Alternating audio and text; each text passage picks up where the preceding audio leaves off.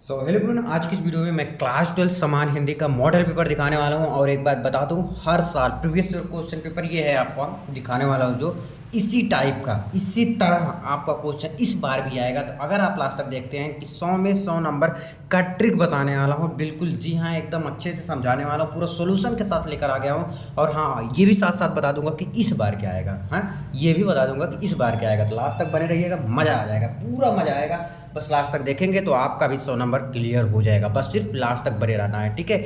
Solution के साथ बताऊंगा। जी हाँ, बिल्कुल पक्का कराने वाला हूँ। 100 में 100 अब की बार आएगा। ये नहीं है कि नहीं आएगा, नहीं आएगा, आएगा यार, क्यों नहीं आएगा, आएगा। ऐसा क्या है, कोई लड़का नहीं है जिसका नहीं आता, आएगा, सबका आएगा। बस सिर्फ ध्यान से अच्छे से समझेंगे तो आएगा ना। ऐसे वैसे हवा में बात करेंगे तो नहीं आएगा। बस इसको खूब अच्छे से मैं समझाने वाला हूँ। और जो आपको नहीं आएगा ना, उसको मैं खूब अच्छे से बार बार समझाऊंगा, जिससे कि आपको अच्छे से आ जाए। वीडियो ज़रूर बड़ा होगा, लेकिन हाँ, समझ में भी ज़रूर आएगा। देखिएगा ध्यान से। 2023 समान हिंदी पूर्णांक 100 का रहता है, ठीक है। इसमें 80 नंबर या 70 नंबर का नहीं, पूरा 100 में 100 रहता है। क्लास 12 के लिए है। देखिए, प्रारंभ के 15 मिनट परीक्षार्थियों को प्रश्न पत्र पढ़ने के लिए निर्धारित किया गया है। कितना मिनट? 15 मिनट प्रश्न को पढ़िए आप लोग, है ना। यहाँ पर देखिए किया गया है। इस प्रश्न पत्र के 2 खंड, दोनों खंडों के सभी प्रश्नों के उत्तर देना अनिवार्य है। पहला है खंड का, ध्यान से देखिएगा अच्छे से। और हाँ, इसमें जो टिक लगा है ये सही नहीं है, जो बताऊंगा वो सही है, ठीक है। पहला है खंड का, विचार और वितर्क के लेखक हैं। विचार और वितर्क, देखो इसमें विचार और वितर्क दो चीज़ें के लेखक हैं। विचार और वितर्क के लेखक कौन है? महावीर प्रसाद द्विवेदी जी, प्रो जी सुंदर रेड्डी, है ना। हजारी प्रसाद द्विवेदी की राय कृष्णदास कौन है? हजारी प्रसाद द्विवेदी हैं। कौन है? हजारी प्रसाद द्विवेदी हैं, ठीक है। विचार और वितर्क के लेखक कौन है? हजारी प्रसाद द्विवेदी हैं, ठीक है। नेक्स्ट है खा, अयोध्या सिंह उपाध्याय, हरिऔध। देखो, अयोध्या सिंह उपाध्याय को हम क्या कहते हैं? हरिऔध भी बोलते हैं। जैसे तुम्हारा नाम स्कूल का कुछ और, घर का कुछ और, वैसे की रचना है, की रचना है, कि इनकी रचना क्या है? कोई एक बताओ। क्या कल्प वृक्ष है, या ठेठ हिंदी का ठाट, या माटी हो गई सोना, या तट की खोज? बताइएगा आप लोग भी, ये होगा आपका ठेठ हिंदी का ठाठ। क्या हो जाएगा? ठेठ हिंदी का ठाठ, ठीक है, ठेठ हिंदी का ठाठ।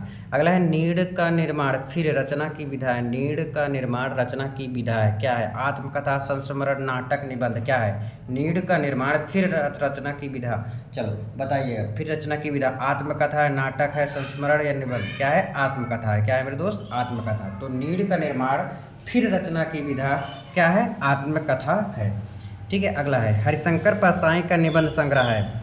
विचार प्रवाह, पृथ्वी पुत्र, तब की बात और थी, क्षण बोले कण मुस्काए।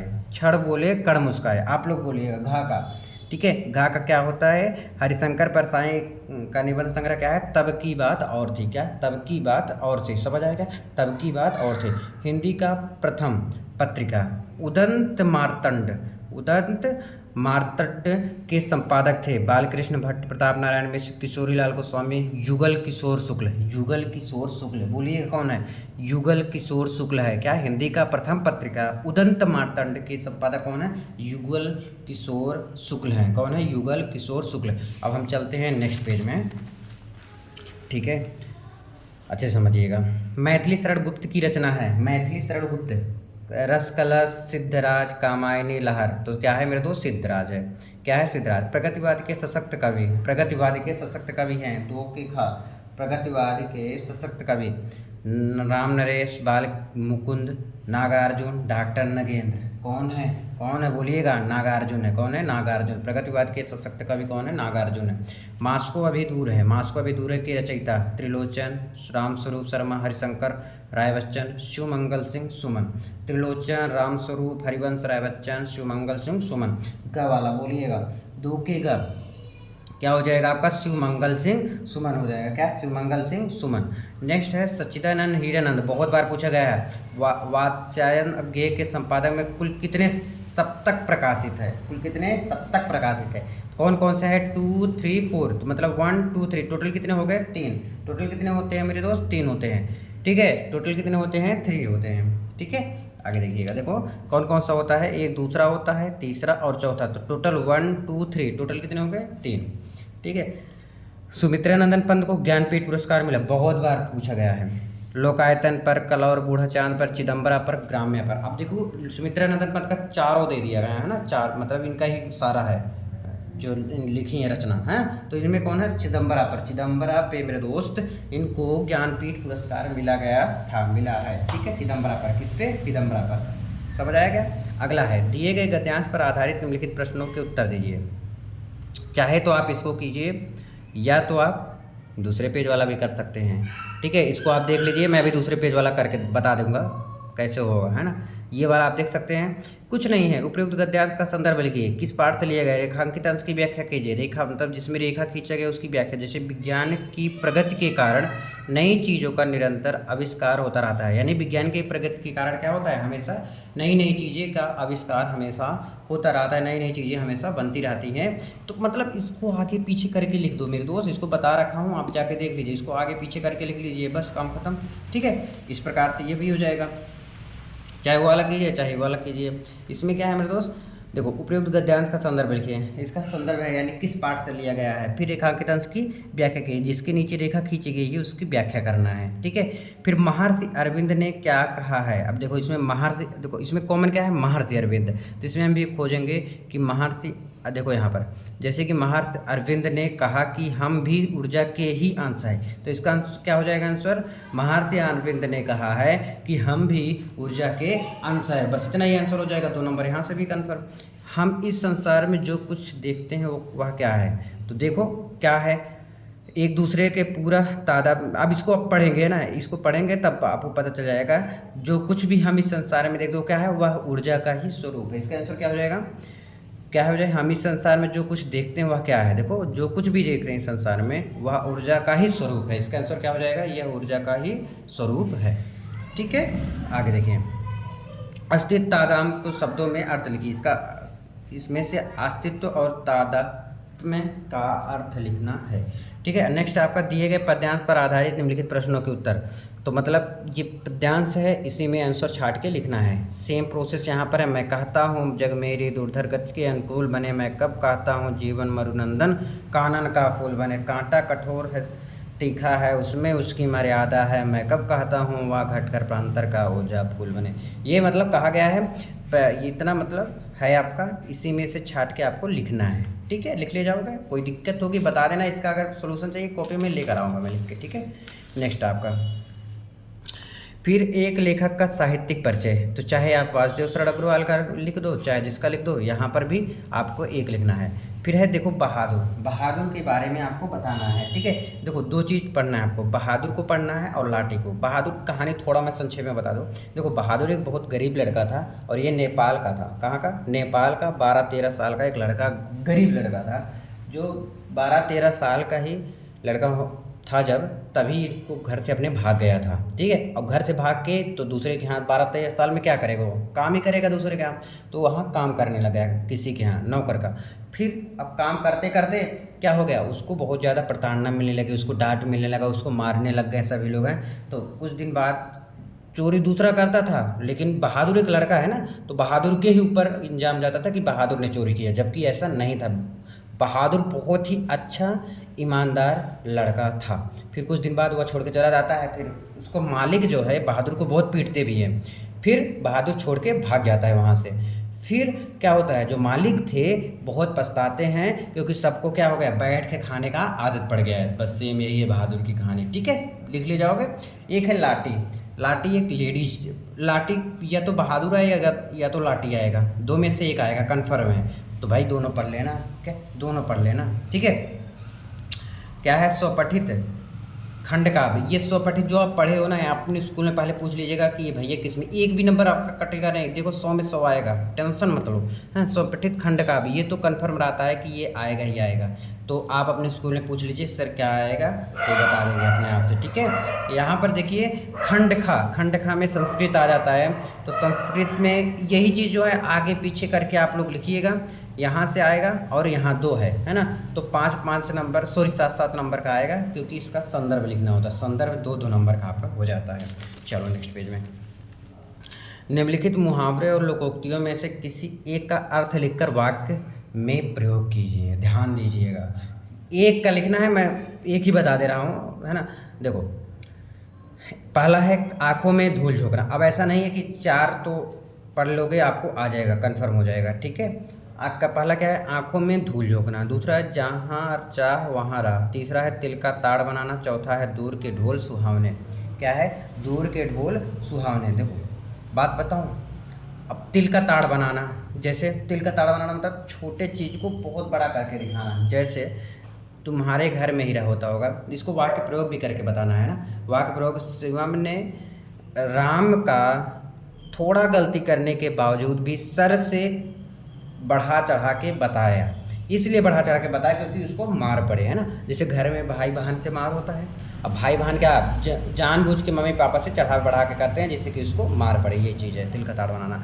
या दूर का ढोल सुहावने, मतलब दूर का ढोल क्या होता है, अच्छा लगता है, यानी कि जो दूर की चीज़ें होती हैं वो अच्छा लगती है, जो आपके पास में रहती है वो अच्छा नहीं लगती। इस प्रकार से आप मुहावरे में बना सकते हैं। निम्नलिखित शब्दों के संधि विच्छेद के सही विकल्प का चयन कीजिए। सही विकल्प का इसमें चयन करना, महेश्वरा क्या हो जाएगा, महेश्वरा। महेश्वरा का संधि विच्छेद महेधनस्वरा या महाधन ऐश्वरा, क्या हो जाएगा, क्या हो जाएगा, नहीं तो महाधन ईश्वरा, महीधन ईश्वरा, क्या हो जाएगा, महेश्वरा। महेश्वरा का क्या हो जाएगा, महाधन ईश्वरा, क्या हो जाएगा मेरे दोस्त, महाधन ईश्वरा हो जाएगा, क्या हो जाएगा, महाधन ईश्वरा। अगला है उपयुक्त का संधि विच्छेद। उपयुक्तम, क्या उपयुक्तम का संधि विच्छेद, क्या ऊपर धन उक्तम या ऊपरी धन उक्तम या ऊपर उप धन युक्तम, मतलब इस टाइप का है, ऊपर धन युक्तम। तो ये दोनों तो कतई नहीं हो सकता। क्या हो सकता है, ये दोनों हो सकता है क्या, कभी नहीं हो सकता ना, बोलिएगा यस और नो, नहीं हो सकता। अब इन दोनों में फाइनल करना है क्योंकि इस ऊपर युक्तम इस टाइप से तो नहीं हो सकता। चलो ऊपरी धन उक्तम, हाँ ये हो सकता है, ऊपरी धन उक्तम, क्या दूसरे में क्या हो जाएगा, उपरयुक्तम, ये वाला दूसरा सही है, बा। ठीक है, नेक्स्ट है आपका बा वाला सही है। पावकः का संधि विच्छेद। पावकः, पा धन वकः, पो धनकः, पौ धनकः, पावधन कह, पावकः। ध्यान सुनिएगा, पावकः का संधि विच्छेद क्या हो जाएगा, पौधन अकः, क्या हो जाएगा, पौधन अकः। अब पाधन वकः तो नहीं हो सका, पावकः है ना, पौधन अकः हो जाएगा, क्या हो जाएगा, पौधन अकः। देखिए दिए गए निम्नलिखित शब्दों में विभक्ति वचन के अनुसार चयन कीजिए। आत्मना शब्द में विभक्ति और वचन है। तृतीय विभक्ति एक वचन, चतुर्थी विभक्ति द्विवचन, षष्ठी विभक्ति बहुवचन, सप्तमी विभक्ति एक वचन। बताइएगा क्या है, आत्मना शब्द में विभक्ति और वचन बताइए। आत्मना शब्द में क्या विभक्ति और वचन बताना है, बताओ क्या होगा। आत्मना, आत्मना का क्या हो जाएगा, तृतीय विभक्ति एक वचन हो जाएगा, क्या हो जाएगा मेरे दोस्त, तृतीय विभक्ति एक वचन हो जाएगा। नेक्स्ट देखो, नामने शब्द में विभक्ति और वचन है। नामने जो शब्द है उसमें विभक्ति और वचन है, यानी नामने शब्द में कौन सी विभक्ति और वचन है, सप्तमी विभक्ति द्विवचन, षष्ठी विभक्ति बहुवचन, चतुर्थी विभक्ति एक वचन, तृतीय विभक्ति द्विवचन। बताइए कौन है। नामने शब्द में विभक्ति और वचन, नामने शब्द में कौन सा है, चतुर्थी विभक्ति एक वचन, क्या है, चतुर्थ विभक्ति एक वचन है। निम्नलिखित शब्दों के युग्मों का सही अर्थ चयन कीजिए। सुत, सूत। देखो सुत, सुत मतलब क्या होता है मेरे दोस्त, पुत्र, और सूत मतलब क्या होता है, सुत। देखो सुत माने क्या होता है, पुत्र होता है, और सूत, सूत मतलब होता है सारथी, क्या होता है, सारथी। तो चलो खोजते हैं, तो यहाँ पर है पुत्र और पुत्री, नहीं, सूत और धागा नहीं हो सकता। सूत मतलब सूत्र तो हो ही नहीं सकता। सुत माने बालक, नहीं, सुत माने बालक तो कहीं नहीं पढ़ा। सूत, सुत, सुत, ध्यान से सुनिएगा, सुत, पुत्र, हाँ पुत्र, हाँ ठीक है, पुत्र। और सूत, सूत मतलब सारथी, अगर बालक हो गया चलो ठीक है, बाल नहीं होते बालक, लेकिन सूत मतलब केस तो नहीं होता। तो सूत मतलब होता है पुत्र, और सूत मतलब होता है सारथी होता है, क्या होता है मेरे दोस्त, सारथी होता है। अगला है जलद, जलद, ये तो बहुत बार पूछा गया है। जलद, जलद मतलब होता है क्या, ऊपर का, क्या बोलते हैं उसको, बादल, क्या बोलते हैं, बादल बोलते हैं। और जलधि, जलधि मतलब क्या होता है, समुद्र। तो बादल और समुद्र, देखो बादल और समुद्र, तो इसको देखो, बादल और पानी, समुद्र और जल, बादल और समुद्र मिल गया, क्या, बादल और समुद्र मिल गया। तो देखो दोनों मिलना चाहिए, ऐसा नहीं कि जलद का मिल गया, जलद मतलब होता है बादल, ठीक है मिल गया, लेकिन जलधि माने पानी तो नहीं होता। तब क्या होता है, जलधि मतलब समुद्र होता है, क्या, समुद्र, पानी नहीं, समुद्र, है ना। समुद्र और पानी में अंतर है, जैसे नदी, जैसे नाला और नदी में अंतर है, वैसे ही समुद्र और पानी में डिफरेंट है, ठीक है। निम्नलिखित शब्दों में से किसी एक शब्द के दो अर्थ लिखिए, चाहे भुजंग या हार, आपको ऊपर लिखना है। तो भुजंग का मैं बता दे रहा हूँ, है ना, भुजंग का क्या होगा, हाँ बताइएगा आप लोग। निम्नलिखित शब्दों में से एक शब्दों के दो अर्थ भुजंग का बताइए। भुजंग क्या होता है? सांप। क्या होता है? सांप होता है लंपट। क्या? सांप और लंपट, है ना। सांप और लंपट दो हो गए। ऐसे ही हार का भी लिख देना, एक लिखना है तो मैं एक बता दिया। अर्क का क्या होता है? अर्क का होता है क्या होता है? सूर्य होता है, हाँ सूर्य होता है अर्क का। जैसे कहा था ना, अर्क में ध्यान रखो, अर्क मतलब सुबह, सूर्य, सूर्य का ध्यान करो, है ना। सूर्य एक होता है सूर्य और एक होता है मदार। किए गए उपकार को ना मानने वाला क्या होगा? देखिए, निम्नलिखित शब्द वाक्यांशों के लिए एक शब्द का चयन करके लिए किए गए उपकार को न मानने वाला अकर्ता, कृतज्ञ, कृतज्ञ, अकृतज्ञ, बताइए क्या होगा? किए गए उपकार को न मानने वाला क्या हो गया? कृतज्ञ होता है। क्या होता है? कृतज्ञ। क्या होता है मेरे दोस्त? कृतज्ञ होता है। ठीक है, अब देखिए लास्ट आपका फुल एंड फाइनल है। बहुत कम बोलने वाला, देखो अल्पभाषी नहीं हो सकता, नहीं नहीं नहीं नहीं, मितभाषी कतई नहीं। वाचाल, वाचाल तो उसको बोलते हैं जो ज़्यादा बोलता है ना। मितभाषी, मिताग्रही, सॉरी मिताग्रही तो क्या होता है? बहुत कम। अल्पभाषी, अल्प मतलब कम भाषी, ये नहीं होगा। मितभाषी, मितभाषी हाँ ये हो सकता है। क्या हो सकता है? बहुत कम जो बोलता है उससे क्या कहते हैं? मितभाषी। वाचाल तो बहुत ज़्यादा बोलते हैं जिसको, उसको हम बोलते हैं। ठीक है, निम्नलिखित में से किन्हीं दो वाक्यों को शुद्ध करके लिखो, सिर्फ दो वाक्य को। तो बड़ा इजी होता है। 2 नंबर यहाँ से देखो, तुम तो कुर्सी पर बैठे हो, तुम तो, ये कहाँ पढ़े हो? तुम कुर्सी पर बैठे हो, हाँ हो सकता है, ये हो सकता है। तुम तो कुर्सी पर बैठे हो, ये गलत, नहीं, यहाँ से तो नहीं रहेगा। ठीक है, तो क्या रहेगा? तुम कुर्सी पर बैठे हो। इस सरोवर में अनेकों कमल खिले हैं, अनेकों कमल, इस सरोवर में अनेकों कमल खिले हैं। क्या ऐसे बोलते हो क्या? किसी से खड़े होकर ऐसे बोलोगे कि इस सरोवर में अनेकों कमल खिले? नहीं, इस सरोवर में अनेक कमल खिले हैं, यानी काफ़ी ज़्यादा कमल खिले हैं। कृपया अनुमोदन करने की कृपया करें, अनुमोदन नहीं, ये नहीं। आप प्रातः काल के, तो ये दोनों मैं बता दिया ना, इसको छोड़ दीजिए। आप प्रातः काल के समय आइएगा, नहीं, आप प्रातः काल समय में आइएगा, या आप प्रातः काल में आइएगा, है ऐसे, या प्रातः काल समय में आइएगा, के नहीं, आप प्रातः काल के नहीं, आप प्रातः काल समय में आइएगा, है ना, या प्रातःकाल समय आइएगा, ऐसे भी कह सकते हैं आप। बस इसको शुद्ध करना है। करुण रस, करुण रस, करुण रस का कुछ भी एग्जाम्पल आप दे सकते हो, जैसे अरे मेरे दोस्त लौट के आजा, तेरे बिन जिंदगी अधूरी है, इसका ये तो उदाहरण हो गया। परिभाषा क्या होता है करुण रस? करुण रस का अस्थायी भाव शोक होता है, जहाँ पर क्या होता है? शोक नामक अस्थायी भाव जागृत होता है, यानी कि जैसे किसी का एक्सीडेंट होना, या आपके साथ अनहोनी हो जाना, या आप जिसको जानते हो या आपकी कोई धोखा देकर चली गई हो आपकी हैं, तो इसको हम करुण रस कहते हैं। अच्छा, हास्य रस कभी कभी कहा जाता है, तो हास्य रस क्या होता है? हास्य रस जो होता है, हास्य रस का अस्थायी भाव हास होता है। हास्य रस होता है जहाँ पर खुशी होती है, किसी भी वेशभूषा को देखकर, उसकी बाड़ी को देखकर, उनकी आवाज़ को सुनकर जो खुशी मिलती है, उसको हम क्या कहते हैं मेरे दोस्त? क्या बोलते हैं? फटाफट आप बोलिए। उसे हम हास्य रस कहते हैं। जैसे एग्जाम्पल में हाथी जैसे, नहीं, बिंदे के वासी उदासी तपोव्रत धारी महाबिदु नारी दुखारी, इस तरफ एग्जाम्पल ले सकते हैं आप। या एक है हाथी जैसे देह, गंडे जैसी चाल, और तरबूजे से खोपड़े, खरबूजे से गाल, ऐसे कुछ करके है, हाँ ऐसे ही है कुछ, तो उसको पढ़ लेना, बता रखा हूँ मैं। ठीक है, अनुप्रास बता रखा हूँ, बहुत, ये तो एक एक लाइन का है। चौपाई, सोरठा, जय हनुमान ज्ञान गुण सागर, इसको भी लिख सकते हो, है ना। दैनिक पत्र के समाचार के नाम से, भाई ध्यान रखना, इसमें एक पेज आपको लिखना है, दूसरे पेज में मत जाना। ज़्यादातर सोच रहा हूँ कि आपको इसको मैं लेकर आऊँगा, कितना पेज में करना है, सिर्फ एक में पेज में करना। ठीक है, यहाँ से आपका 6 नंबर जिसे क्लियर हो जाए। साफ साफ राइटिंग में लिखना। दूसरी चीज़ विषय, विषय पे ज़्यादा ध्यान देना। विषय जो आगे लिखते हो ना विषय, उस पर ज़्यादा ध्यान देना है।